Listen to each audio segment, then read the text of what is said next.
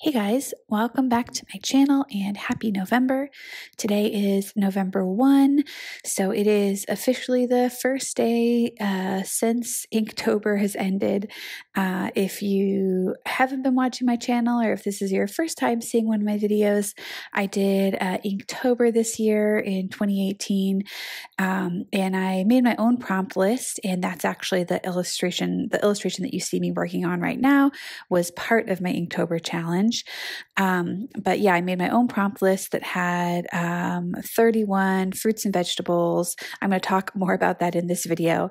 Actually, the point of this video, the subject rather, is I'm going to talk about what I learned through doing Inktober, both just like sort of general artistic principles, I guess, and then what I learned about Inktober itself, or maybe even challenges themselves, doing challenges.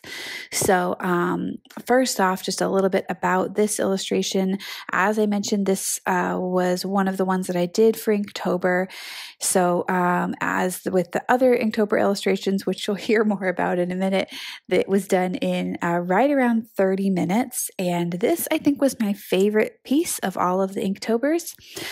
So I wanted to make this video and show you the real-time process, even though I already shared the 1-minute version on Instagram. This is the real-time version of how I made what I did to make this entire illustration. So I'm just gonna let you guys watch that, and I will chat away as it's going along in real time. So actually, one more thing I need to mention before we get started. I'm trying to get better about doing this. It's hard for me to do, but I want to get better at it. First, thank you to all of my patrons, everyone who is supporting me on Patreon. You guys are making it possible for me to make videos. As you know, I am a full-time freelance illustrator, so any time that I spend making videos is time that I spend away from paying client work, and that's not to complain at all. I enjoy making videos, and it's something that I love doing, and I view it as a way of giving back to the artistic community and the creative community. I don't know, I think it's like it supports me too, because I hear from you guys how meaningful things are to you, and that is really encouraging to me, and I love giving you things that are meaningful, so it's like this awesome hug of encouragement and meaningful stuff. So anyway, I am mentioning my Patreon right now because we are over the halfway mark to my first goal, which is to have it at $300 a month. If I could do that, if we could get to that point, I would be able to outsource some of my video editing. So if you don't make videos, you might not be aware of this, but for me at least, I spend probably like 1/4 of the time is actually shooting the video and 3/4 of the time is editing. And I'm not even that great at editing. Maybe that's what the problem is. But anyway, the editing is a big portion of the time that it takes to make videos. And if I were able to have somebody else edit the videos, I could make a lot more videos. So right now I try really hard to make one every week, but it doesn't always happen. And sometimes there will be a few weeks that go by where there's no video. So if you care about that and you want to see more videos and you want there to be a video every week and you find value in that, I hope you do. And if you do, please do consider supporting on Patreon. It makes a big difference. And thank you to everybody who is already doing that. All right, so now on to the conversation about Inktober. The first big takeaway for me was how important it is to have constraints. So I think the original idea of Inktober, like there are constraints within that, doing an illustration every day, using only ink, using this specific dedicated prompt list. Those are all ways to kind of boundary your creativity and give it a specific direction. So I feel like that's something I knew already, and it obviously was already there within the original Inktober challenge.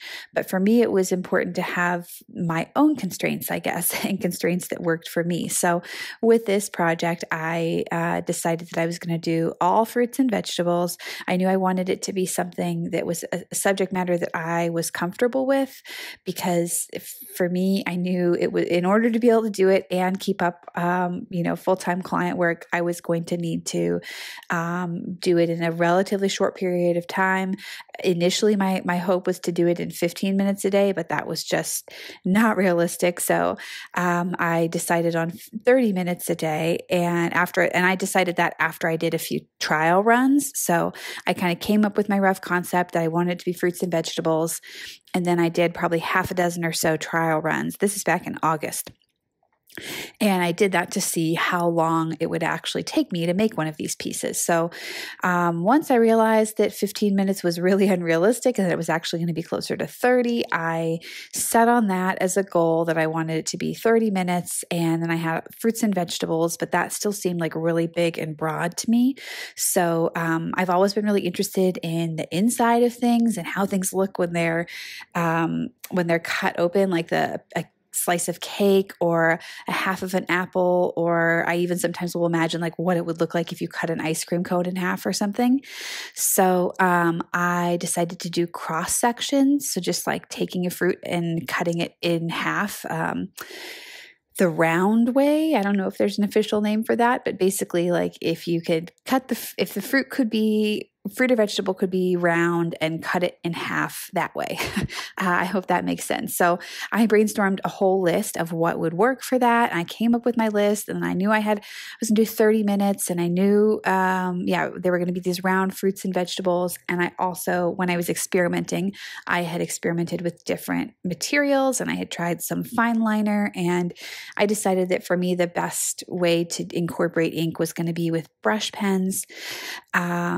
And so it wasn't 100% Inktober because it wasn't 100% ink, but you know what? It wasn't going to be 100% Inktober anyway, because I never would have done the prompt list for Inktober, because the prompts are just very conceptual, and there's nothing wrong with that. But like for me, that would have been way more work than 30 minutes a day, and it just wasn't something I could do at this point. So I guess that takes me right into my next takeaway. And again, this was something I feel like I knew already, but it was really reiterated to me with Inktober, and that is how important it is to have realistic goals and expectations. So both on the one end, I started out with the expectation or the goal that it would be only 15 minutes a day, and that was super unrealistic.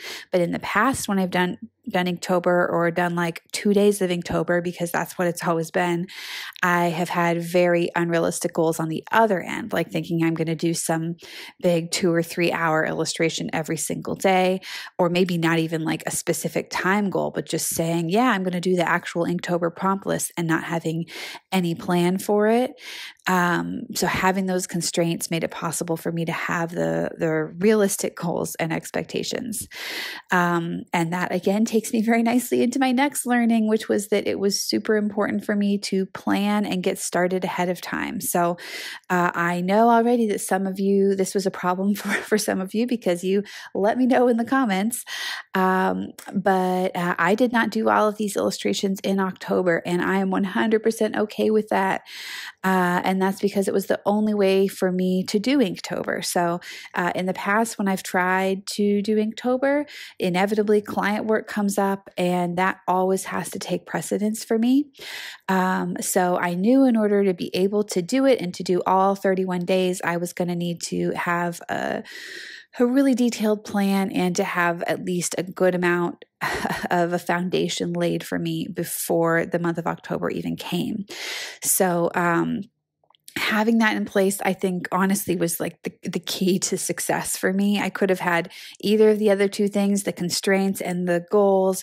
I could have had all of that, but if I hadn't like had an actual plan and done some work beforehand, I really don't think I would have been able to do it, because October actually turned out to be a pretty busy month for me client-wise. So the first part of it was fairly slow, and initially I was like, oh man, I could have maybe just done all of this in real time, but the last 2 weeks of the month were very busy. So, I'm really glad I took the time and did the effort to actually plan it out beforehand. And I think these are all things that could be translated into really any time limited challenge. Obviously, if it was going to be a longer one, like a 1 year one, you'd have to do even a bit more planning. But yeah, the constraints and the goals and the plan and doing work ahead of time if you need to, those things are all key. And as I said, I knew all of this before, but those were things that I applied to my regular work. Like I'm always pretty good about having constraints and expectations and goals and a timeline and a plan and all of that. But for whatever reason, whenever I have tried to do the challenge of Inktober in the past, I haven't used those principles. So I think I just had a realization of like, okay, I need to treat this like I would any other project, basically. And that ended up making the difference. So, and I guess overall, the other learning I would say is that, all challenges come with their own constraints. And if you want to do the exact prescribed constraints of the challenge, that is awesome. But if you know that that doesn't work for you and you want to make it work your way, then just do it your way. And I don't know why that was so hard for me to get. I think it's a lesson that I'm always having to learn and relearn. But whenever I have approached a project and had it go like really successfully, it's been when I have learned. This sounds so cliche, but when I have learned all of the sort of foundational things, or not all, because that's not even possible, but like when I have a good sense of the foundational constraints and then I decide to just do it my own way anyway. So that was my experience of Inktober itself. And then I feel like I did have a couple of technical takeaways, like in terms of artistic skills.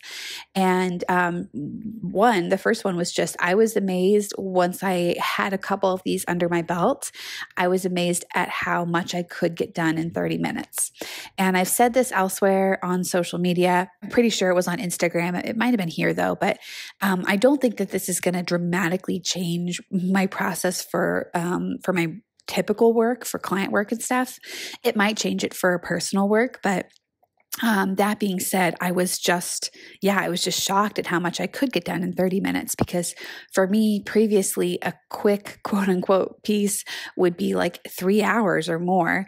And some of my pieces could be over 12 or 15 hours easily. So, if you had asked me beforehand, if I thought it was possible to do something like save the quality of the work that this piece that I'm working on right now, if you had asked me before, could you finish something that had this level of detail in 30 minutes? I would have said no. Like that needs to be a couple of hours for sure. And the fact that also this was something I didn't mention, the constraints, these are all small. So the piece of paper is 4 by 4 inches. So the circle itself is like a little bit less than 4 inches in diameter. So that did help too. So maybe I would have had a different answer, but overall, that was a big learning for me. And I think some of the things that made it possible were using quicker materials. So using pens instead of watercolors, and they dried a lot quicker. They were also much more limited. So when I'm using watercolor or watercolor pencils, like I use those quite a lot as well. But in either case, I can spend tons of time mixing to try to get like exactly the right color. And that wasn't a possibility with this project, both because of the time constraint, but then also because I was limited in the pens that I was using. So I had to just kind of try a couple of them out and go with whatever seemed to be the closest fit. I just didn't have the time to spend tweaking and trying to get the color exactly right. It also really got me out of my comfort zone. And I think this is part of what helped me to work quicker too, got me out of my comfort zone in terms of being really bold with the color right away. So if you're familiar with my process, you know that I tend to be someone who really kind of gradually builds things up and works layer by layer, and will start out really, really light and then gradually get more to the medium tones and then to the darks. And I'm just very, tentative is not quite the right word, but it's almost the right word. I'm just very cautious. Yeah, I can't think of a word that doesn't sound negative, but tentative and cautious both sound negative. But I really take my time with color and detail, and I feel like I'm overall very happy with the results of that. But it was really fun to get out of that comfort zone and just be a little bit bolder and take more risks and just have to put down the full saturated dark color right away. And it was good for me to see that that can turn out well in the end too. And I think of everything that I learned in terms of technique, that's something that I want to take away the most. And I want to try out in my own personal pieces. Like I said, I'm not going to try that out with client work right away because I need it to be consistent for clients. And it's just not a good idea to experiment when you're doing client work. But at least for me, it's not. But who knows, maybe down the road that will actually help me to become a bit more productive and be able to produce the same quality of work in a shorter period of time. And then I think another thing I learned, this isn't like a technique learning, but it's about the materials themselves. And I did talk about this initially. I made a video, I think about halfway through Inktober, that was also a real time of one of the other illustrations. And in that video, I talked a little bit about the Arteza pens. And I think even though I just said all that about like how great it was to be able to be a bit bolder and to lay the color down and, you know, not care so much, I have learned that I really do just love watercolor. And the pens were a fun experimentation, and I would do something like that again. And I potentially would use them if they were refillable. But just the last few days, as I've gotten back in to doing like way more, because I'm doing my client stuff, but now I'm also doing some other personal stuff because I have actually a solo show at the end of this month. I'll mention that somewhere else, maybe in next week's video, we'll talk about that. But anyway, I've been doing a lot more stuff with watercolor in the last few days, and it's just been like such a oh yes, watercolor. I'm back with what I love, and it's just felt really good. Yeah, I think that's about what I've taken away for the technique. But yeah, overall, Inktober was a great experience. I'm super glad I did it. And I'm really appreciative to all of you for the encouragement and feedback on my Instagram as I was sharing them day by day. It was just really great to see all of that. And I loved that some of you also joined in and played along in my Ink Your Veggies hashtag. It was just a super fun experience. And yeah, and I'm really grateful. All right, so at this point, you can probably see that we are getting close to the end of the video. And this has turned out to be not quite a full 30 minutes. I've cut out a few little pieces. Overall, it's still very close to the real-time process, but I didn't have enough audio to include the full 30-minute process, but you've gotten to see most of it anyway. And since it is now November, since Inktober is finished, all of these illustrations, these 31 original illustrations, are now for sale in my online shop. I had mentioned a while ago, I think in a video, that I was going to do an auction, or auctions rather, but for various reasons that just got kind of complicated, so I decided just to list them in my online shop. They're $40 each. They're going to be at that price now through November 7th, and then they'll go back up to what the original price was going to be, which was $50. So they are all available. Well, most available. Several have already sold as of this morning when I'm recording this, but there should still be quite a few left by now, by the time this video goes live. So take a look if you have wanted to own some of my original work. These are by far the most affordable originals I have ever offered, and probably will ever offer until the next time I do something like Inktober, if I do. All right, so that is about it for this video. As usual, there's a siren going by. that's actually kind of usual too, because I live on a busy street. But anyway, as usual, leave me any questions you have in the comments. I am hopefully going to be filming some more sit-down videos and more vlogs soon, which on that note, let me know if you do overall prefer sit-downs versus vlogs more. I tend to feel like I get more views on vlogs. Well, actually, I think I do get more views on vlogs, but it seems like there's more comments on sit down. So I don't know. I'm just curious what you guys like better, what you want to see me making more of. And I am really hoping to grow this channel and hoping to grow Patreon as well, so that we can get to that point where I can offload some of the editing and make it possible to commit to having at least one video for you guys every single week. So yeah, letting me know what you think and the direction you want to see it head in is super helpful for me as well. And also, I don't say this enough either, but thank you to everybody who does comment and like and who shares the videos. If you can't support me on Patreon, I totally understand that, of course. And I'm still so glad that you're here on the channel and watching the videos. And I hope that you are getting a lot out of them.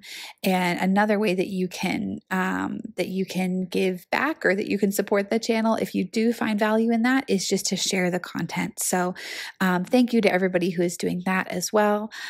Yes, and that is it for this video. I will see you guys in the next one, hopefully next week. All right, have a great weekend, everyone. Bye.